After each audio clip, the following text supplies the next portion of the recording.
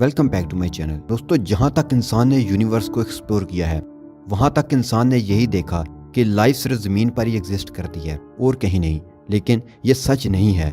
कायनात हमें जैसी दिखती है वैसी है नहीं। हम बस वही देख रहे हैं जैसा वो हमें दिखाना चाह रहे हैं, और हमारी हिस्ट्री भी वैसी नहीं जैसी कि हमें नजर आ रही है कि कुछ हजार साल पहले इंसान पत्थर के दौर में था, बल्कि इंसान शायद आज से भी ज्यादा तरक्की याफ्ता था। फिर बाहर से आए एलियंस ने इंसान को तबाह और बर्बाद कर डाला, और फ्यूचर में भी ये खतरा मौजूद है। इस मूवी में हमें दिखाया गया है कि फ्यूचर वर्ल्ड से सोल्जर्स प्रेजेंट टाइम में टाइम ट्रेवल करके आते हैं। वो बताते हैं कि एलियन अटैक हो चुका है, हमारी हेल्प करो। फिर प्रेजेंट टाइम से इंसान फ्यूचर टाइम के लोगों की हेल्प के लिए एलियन से लड़ने जाता है। अब इस जंग में कौन जीता, इंसान या एलियंस, ये हमें आगे जाकर पता चलेगा। आगे बढ़ने से पहले अगर आपको मेरी वीडियोस पसंद आ रही हैं तो वीडियो को लाइक करते हुए कमेंट कर दें।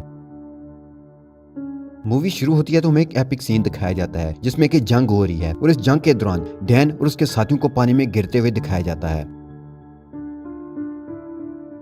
अब यहाँ से 28 साल पहले की स्टोरी सुनाई जाती है, जहाँ डैन एक हाई स्कूल में बायोलॉजी का टीचर होता है। डैन अपनी वाइफ एमी और बेटी मरी के साथ रहता है। डैन का शौक था कि वो आर्मी रिसर्च लैब में काम करे, और इसी वजह से उसने आर्मी रिसर्च लैब में जॉब के लिए अप्लाई भी किया होता है, जिसका आज इंटरव्यू था। डैन अपने घर जाता है। आज उसके घर उसकी फैमिली ने क्रिसमस पार्टी रखी होती है। अब डैन अपनी वाइफ एमी को इंटरव्यू के बारे में बताता है कि मुझे तो इंटरव्यू देने जाना है, जिससे एमी उस पर गुस्सा होती है, क्योंकि एमी चाहती है कि डैन आज का दिन अपनी फैमिली के साथ गुजारे। साथ ही एमी बताती है कि तुम्हारे डैड ने मरी को क्रिसमस कार्ड भेजा है, जिससे डैन को बहुत गुस्सा आता है, क्योंकि वो अपने डैड से नफरत करता है। असल में उसके डैड ने उसे छोड़ दिया था, तो तभी डैन उनसे बात नहीं करता। उसके बाद डैन अपने इंटरव्यू के लिए जा रहा होता है, जिस दौरान उसे कॉल से पता चलता है कि उन्होंने उसे रिजेक्ट करके वो जॉब किसी और को दे दी है। डैन को बहुत गुस्सा आता है, और वो गुस्से में अपनी फाइल को डस्टबिन में डालकर घर के अंदर आ जाता है, जहां वो एमी और मरी के साथ फुटबॉल मैच देखने लगता है, जिसमें मैच के दौरान एक पोर्टल खुलता है, और देखते ही देखते उसके अंदर बहुत सारे सोल्जर्स बाहर आते हैं।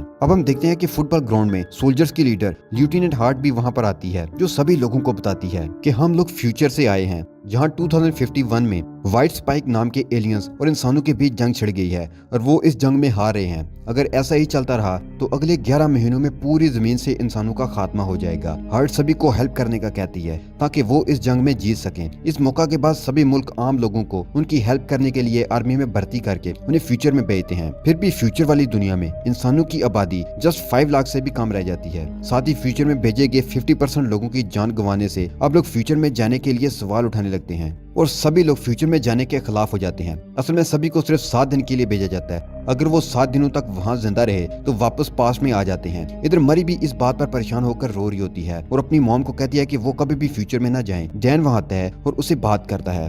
डैन जब क्लास में होता है तब उसके मोबाइल में एक आर्मी अलर्ट मैसेज आता है। डैन को जल्द से जल्द रिसर्च सेंटर में आने का कहा जाता है। डैन जल्दी से वहां जाता है, क्योंकि उसे लग रहा था कि अब उसे जॉब मिल जाएगी, मगर वहां आने पर सोल्जर उसके हाथ को एक मशीन में डालते हैं। डैन को पता चलता है कि वो लोग उसे फ्यूचर में लड़ने के लिए भेजने वाले हैं। यहाँ वो डैन को ये भी बताते हैं कि उसके नेक्स्ट 7 ईयर्स में मौत हो जाएगी। डैन इससे पहले कि उनसे कुछ पूछता तभी उसके हाथ पर एक डिवाइस लगा दिया जाता है, ताकि वो लोग डैन को ट्रैक कर सकें, और उसे बताया जाता है कि अगर उसने इस डिवाइस के साथ छेड़छाड़ की तो उसे जेल भी हो सकती है। अब डैन को 24 आवर्स के अंदर अपने पर्सनल काम निपटाने होंगे, क्योंकि उसके बाद उसे जंग के लिए रेडी किया जाएगा। ये सब डैन की मर्जी के खिलाफ हुआ था, मगर अब वो कुछ भी नहीं कर सकता था। अब सीन शिफ्ट होता है एमी पर। एमी काम के लिहाज से एक थेरेपिस्ट है और फ्यूचर से आए लोगों की काउंसलिंग करती है। वहाँ डैन आता है और एमी को बताता है कि उसे 2051 में भेज रहे हैं। एमी जानती थी कि वहाँ से वापस आना मुश्किल है, इसलिए वो डैन को जाने से मना करती है, जिस पर डैन बताता है कि उन्होंने मेरे हाथ पर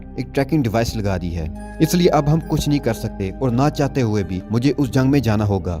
अब यहाँ एमी डैन को उसके डैड की मदद लेने को कहती है, क्योंकि उसके डैड ही हैं जो इस डिवाइस को बाहर निकाल सकते थे। उसके बाद वो अपने डैड के पास जाता है। वो इस डिवाइस को निकालने के लिए रेडी हो जाते हैं। अब वो पुरानी बातों को याद करने लगते हैं और बात करने लगते हैं, जिसकी वजह से दोनों के दरमियान बहस हो जाती है। इसलिए डैन गुस्से में उस डिवाइस को निकलवाए बगैर ही वहाँ से चला जाता है, और एमी को बताता है कि अब जंग लड़ने जाना ही होगा। यह सुनकर एमी बहुत रोती है। डैन उसे वादा करता है कि वो 7 दिन में वापस आ जाएगा, जिसके बाद वो मरी को मिलता है, और मरी को मिलने के बाद वो रिसर्च सेंटर चला जाता है। यहाँ डैन के साथ और भी लोग फ्यूचर में जाने वाले थे। उन्हें आर्मी ड्रेस पहनने को दी जाती है। यहाँ उनकी अलग अलग टीम्स बनाई जाती हैं। डैन की टीम का नाम आर फोर्स होता है, जो कि एक रिसर्च टीम है। जहाँ एक लड़की लॉजिकल सवाल करती है कि वो टाइम मशीन से पीछे जाकर वार शुरू होने से पहले ही दुश्मनों को क्यों नहीं मार सकते, जिस पर वहाँ बैठा एक ऑफिसर बताता है कि उनकी टाइम मशीन सिर्फ 30 साल का ट्रेवल कर सकती है, जिसमें सिर्फ 2051 में जाकर वापस 2022 में उसके अलावा उन्हें ये भी बताया जाता है कि उनके जो दुश्मन हैं वो कोई इंसान नहीं बल्कि एलियंस हैं। रात होने पर डैन अपने दोस्त चार्ली से बात करता है। इसी दौरान इमरजेंसी अलार्म बजने लगता है। अलार्म को सुनते ही लेफ्टिनेंट हार्ट अभी के अभी सबको फ्यूचर में जाने का कहती है। अब चूंकि सबको वहां ट्रेनिंग खत्म होने के बाद ले जाना चाहिए था, लेफ्टिनेंट हार्ट उन्हें बताती है कि एलियंस ने उनकी रिसर्च लैब पर अटैक कर दिया है। अगर वो लैब तबाह हो गई तो वो वार में हार जाएंगे। फिर सभी को एक जगह पर बुलाया जाता है, फिर एक एक करके उन्हें फ्यूचर में भेजने लगते हैं। इसी दौरान सिस्टम में कुछ खराबी आ जाती है, जिसकी वजह से वो लोग जमीन पर पहुंचने के बजाय आसमान पर ही रह जाते हैं। फिर एक एक करके सभी नीचे गिरने लगते हैं। ये वही सीन था जो कहानी के शुरू में दिखाया जाता है। डैन और कुछ लोग स्विमिंग पूल में गिरते हैं और बच जाते हैं, बाकी के लोग जमीन पर गिरकर मर जाते हैं। यहाँ के हालात देखकर वो सभी दंग रह जाते हैं, क्योंकि हर तरफ सिर्फ एलियंस थे।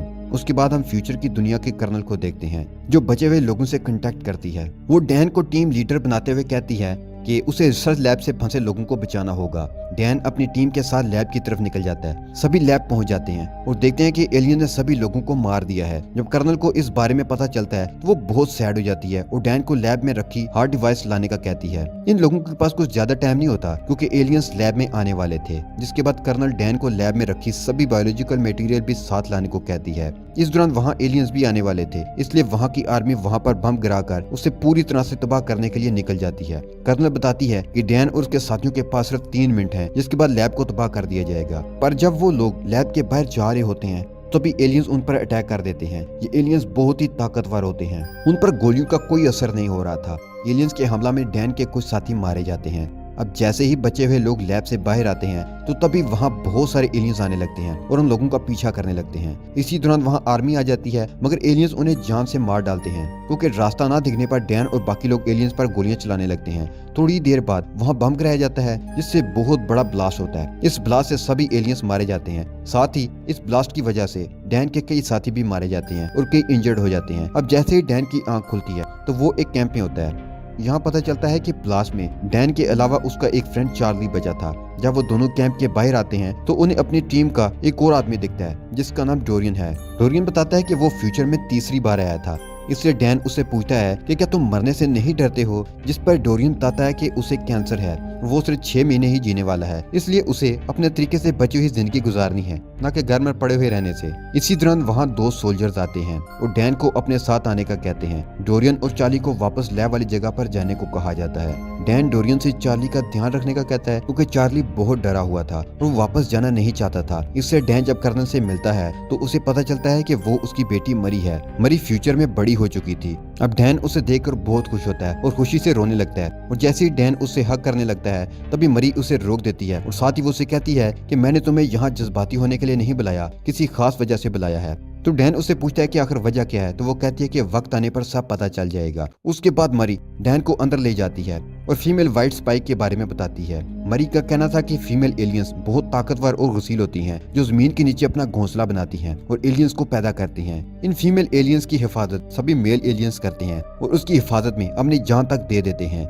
मरी डैन को अपने साथ एक मिशन पर ले जाने का कहती है, जिसमें वो फीमेल एलियन को पकड़कर उसके डीएनए से एक टॉक्सिन बनाना चाहती है, जिससे सभी एलियंस को मारा जा सके। असल में सभी अभी तक मेल एलियन को मार रहे थे। इन फीमेल एलियंस को मारना बहुत मुश्किल था। अगर फीमेल एलियंस मारी जाएं तो एलियंस पैदा नहीं होंगे और बचे हुए एलियंस को मारकर वो दुनिया को बचा लेंगे। इसके बाद वो सभी उस जगह पर जाते हैं जहाँ फीमेल एलियंस जमीन के अंदर रहती थी। इस जगह पर जाकर मरी डैन को ऊपर ही रहने का कहती है और वो नीचे आकर फीमेल एलियंस को पकड़ने लगती है, मगर फीमेल एलियंस बहुत ताकतवर होती हैं और अपने मेल एलियंस को आवाज लगाकर बुलाने लगती हैं। कुछ ही देर बाद वहाँ बहुत सारे एलियंस आने लगते हैं। डैन अपनी बेटी को बचाने के लिए नीचे कूद जाता है और आखिर में उस एलियन को पकड़ लिया जाता है और हेलीकॉप्टर में सेंटर भेज दिया जाता है। वहाँ कई एलियंस आ जाते हैं और उन पर अटैक कर देते हैं, जिससे काफी ज्यादा लोग मारे जाते हैं। अब डैन और मरी एक आर्मी गाड़ी में बैठ जाते हैं, जहाँ डैन गाड़ी को चलाने लगता है और मरी उनका पीछा करते एलियंस पर गोलियां चलाने लगती है। उसके बाद वो दोनों एक बीच पर पहुंच जाते हैं जहाँ एक भी एलियन नहीं था।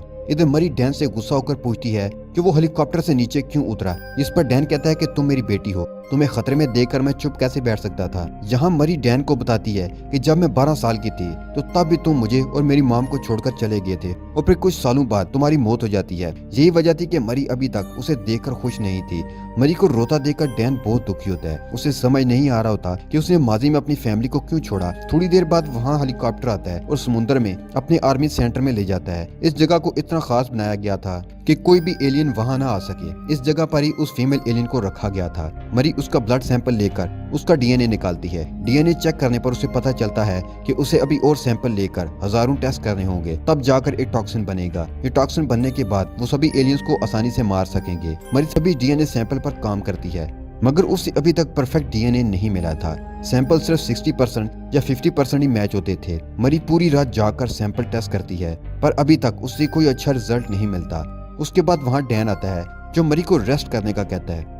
आज के दिन ही डैन को यहाँ पूरे 7 दिन हो जाते हैं, इसलिए उसे वापस 2022 में जाना था। इसलिए वो मरी से पूछता है कि उसने यहाँ उसे क्यों बुलाया था। इस पर मरी कहती है कि अगर ये टॉक्सिन बन गया तो अपनी दुनिया में उसे वापस लेकर जाना तुम्हारा काम है, क्योंकि यहाँ और टॉक्सिन बनाने में काफी वक्त लग जाएगा। पर जब तुम उसे लेकर वापस अपनी दुनिया में लेकर जाओगे तो उसके लिए वहाँ काफी वक्त होगा। जब टॉक्सिन बन जाएगा तो वो उसे अपनी दुनिया में जंग शुरू होने से पहले ही उसे रोक सकते हैं। उसी दौरान उन्हें डीएनए सैंपल टॉक्सिन 100% होते दिखता है और वो फीमेल एलियन जाग जाती है और जोर जोर से चिल्लाने लगती है। उसकी आवाज सुनकर सभी मेल एलियंस वहां आने लगते हैं और वो बहुत ज्यादा तादाद में थे, इसलिए उन्हें मारना मुश्किल था।